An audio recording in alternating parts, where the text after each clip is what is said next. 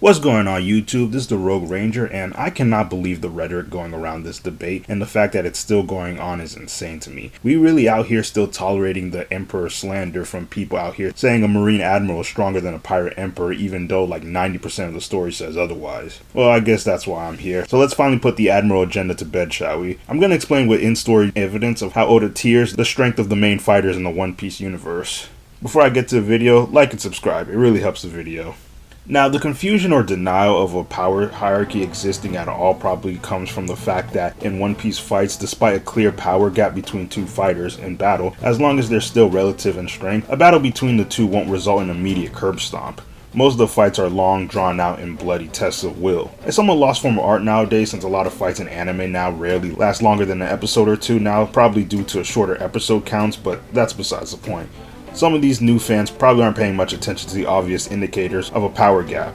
Now, Oda likes the concept of power hierarchies a lot, as he loves ranking fighters through things like bounties. However, we can't take bounties at face value to measure strength, since they're also affected by reputation and how much the world government considers the individual a threat to their rule. So Oda also uses more low-key ways to rank strengths, such as how the antagonist organizations, like Crocodile's Baroque works, would rank by the agent's number, with the lower the number, the stronger the member, with the exception of Mr. 3. Enel's priest strength can be ranked by the percentage of their ordeal survival rate, and of course the CP9's Doruki. Let's take the Straw Hats monster trio of pre-time skip for example. Oda clearly portrays them as relative to each other in strength, but also depicts a ranking with Luffy usually fighting and defeating an arc's main antagonist, or the antagonist's strongest fighter, Zoro defeating the second strongest and Sanji the third. The battles that best reflect this to me were the ones fought during the Enies Lobby arc. Through measuring Doruki, we know the overall strength ranking of the CP9's skill and mastery of the 6 powers, however this doesn't take Devil Fruit powers into consideration. Base Luffy is able to fight on par with Blueno, however once Luffy activated second gear, the fight became an immediate curve stomp in Luffy's victory, with next to zero signs of significant damage. Zoro and Sanji's fights against Kaku and Jaburo follow a similar pattern, where they struggle until unveiling a new power-up, the main difference being their battles were far more drawn out and difficult than Luffy's, which is expected as Kaku and Jaburo's power levels were almost 3 times Blueno's. That's not even taking into account the massive buffs in their physicality from their Zone Devil Fruits. And then to remind everyone Luffy's still number 1 in the Monster Trio pecking order, he goes on to fight the strongest CP9 member in history with a Doruki of 4,000, which is almost double Kaku's and Jaburo, a level that was unheard of at the time. Now remember, pre-time skip in terms of strength, Luffy was comparable to Zoro and Sanji. However, there's a clear power gap between Lucci and Kaku and Jaburo. Now I'm sure some of you are wondering, by this logic, how did Luffy beat him? Easy, he locked the fuck in.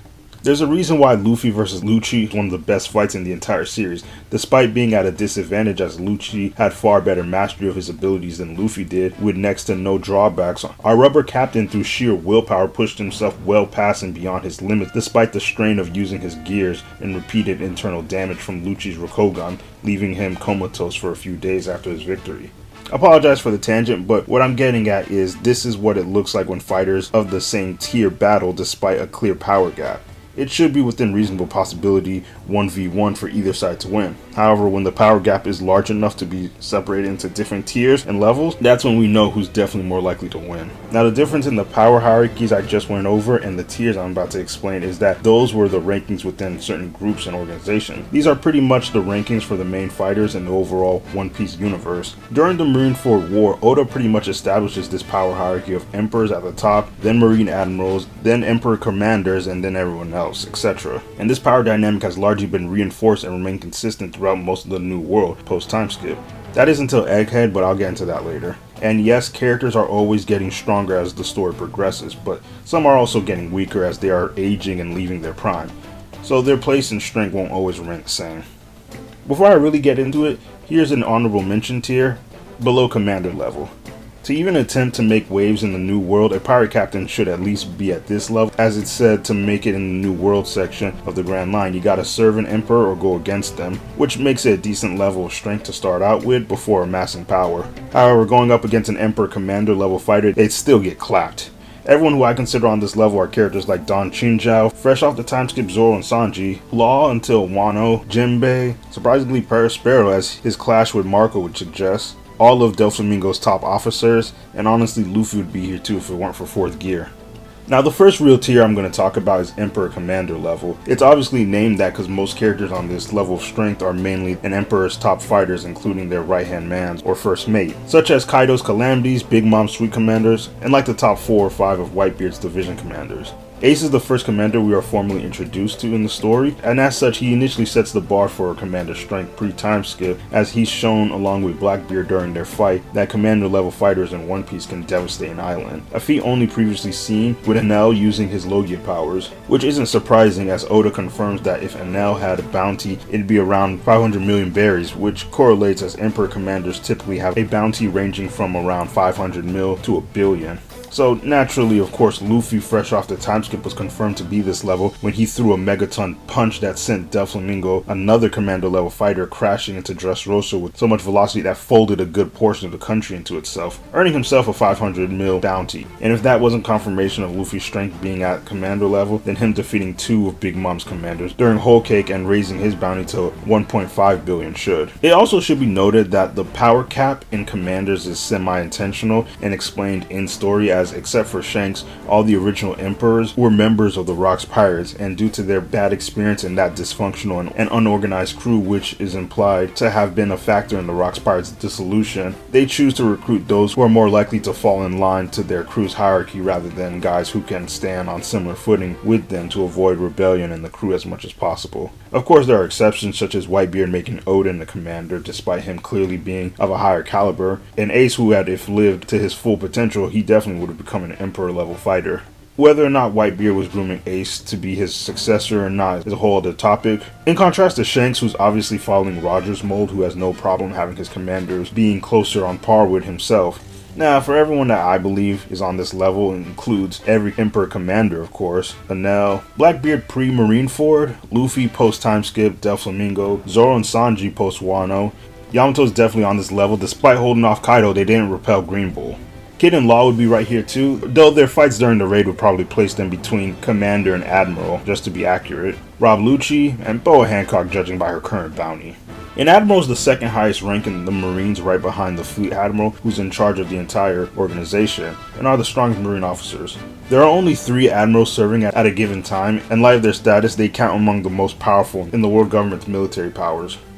Aokiji is the first Marine Admiral we're introduced to in the story, and coincidentally, same with Ace, we can also use him as the standard to show how Marine Admirals compare to Emperor commanders, as during the Marineford War, he faces the top 3 of Whitebeard's top commanders at least once. Marco gets the drop on him while he's attacking Luffy, he clashes with Ace, and flat out defeats Jozu.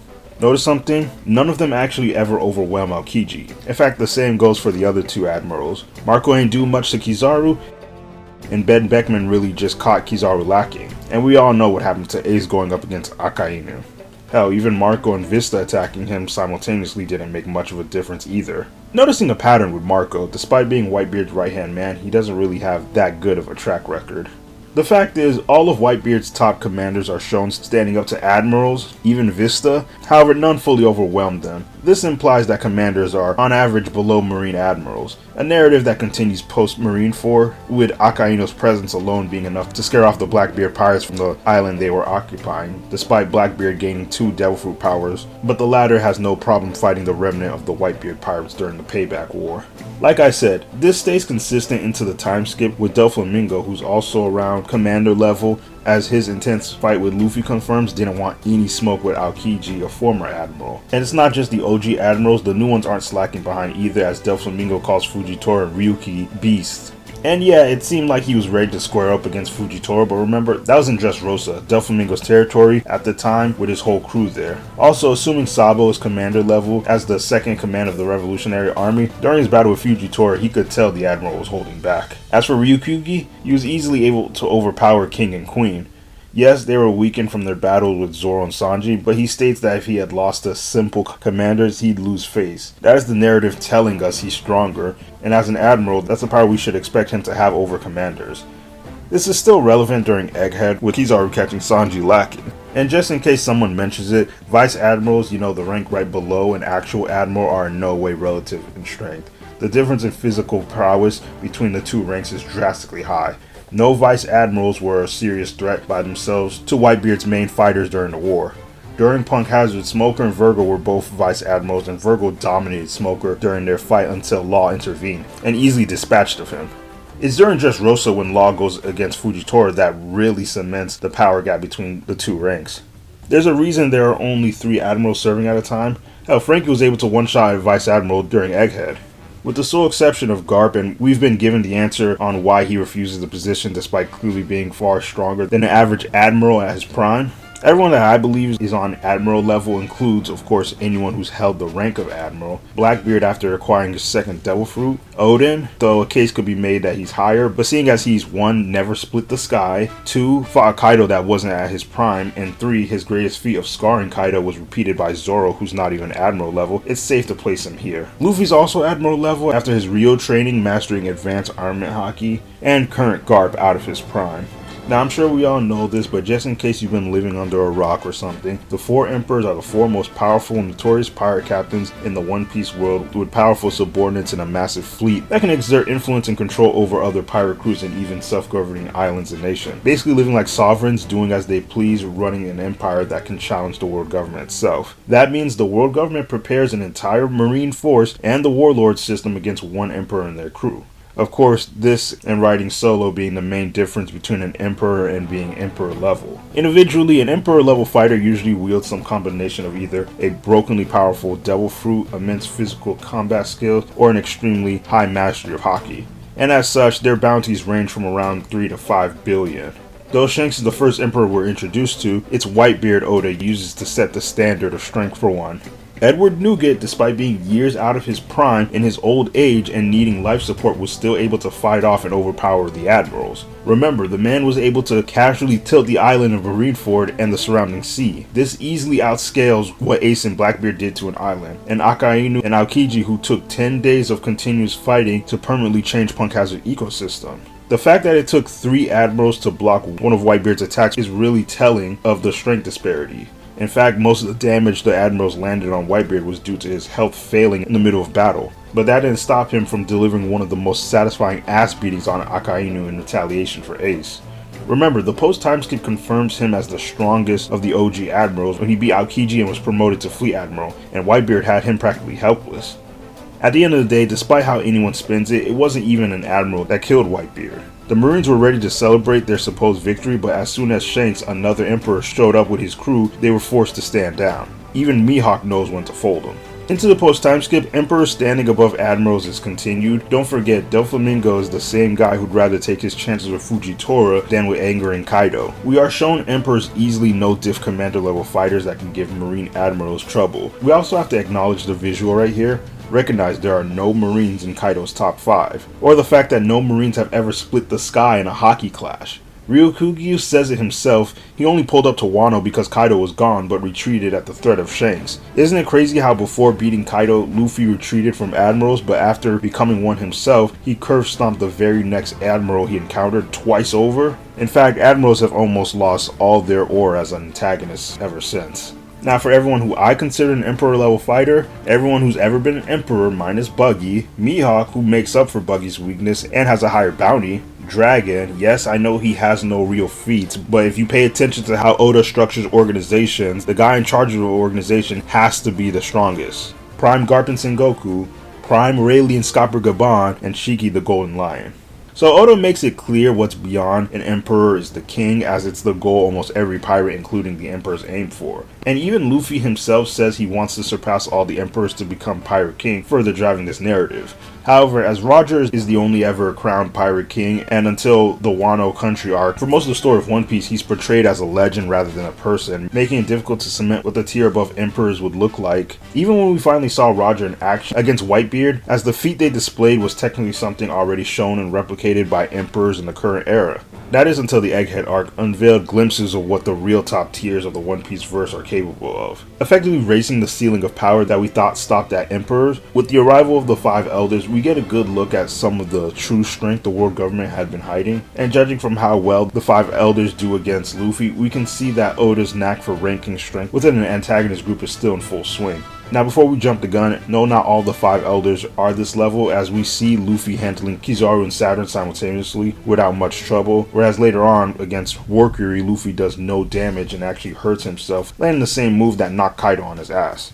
And considering Luffy uses Advanced Conqueror now, that's saying something. This definitely shows us that the 5 elders are not equal to each other, with their planetary naming motif being used to rank their strength by the order of planets closest to the sun being stronger. Saturn being Admiral level, Jupiter higher but not Emperor level, Mars an actual Emperor level, Venus Juro slightly above that, and Warcury full on Pirate King level. It doesn't stop there, as we have MF unleashing arguably the greatest hockey feat in the entire series from a not Joy Boy imbued with his Conqueror's Haki over 800 years ago, which repelled the 5 elders, forcing them out of their transformation. Rox D. Zebek, the OG pirate menace that's considered Roger's greatest enemy, he's the only pirate to kill a Marine Admiral, and it was so bad that they had him on life support and couldn't save him. Compare that to a regular Emperor level fighter. When they fight an Admiral, it's one-sided, but not to that degree, and Rox showed no signs of fatigue or any type of damage, as he was still good to clash with King Harold. Hopefully as the Elbaf flashback continues, we get far more good look at what's beyond this level. Now for everyone who I consider beyond an Emperor's level of power, Roger naturally, Prime Whitebeard as he was a rival of Roger and his weakening health dropping him down to Emperor level, Rox of course, King Harold, Venus Juro maybe, Warcury, Emu, and of course Joy Boy. Agree or disagree, comment down below. If Oda decides to shake things up, we'll have to wait and see. Like and subscribe. This is the Rogue Ranger powering down, and have a nice day.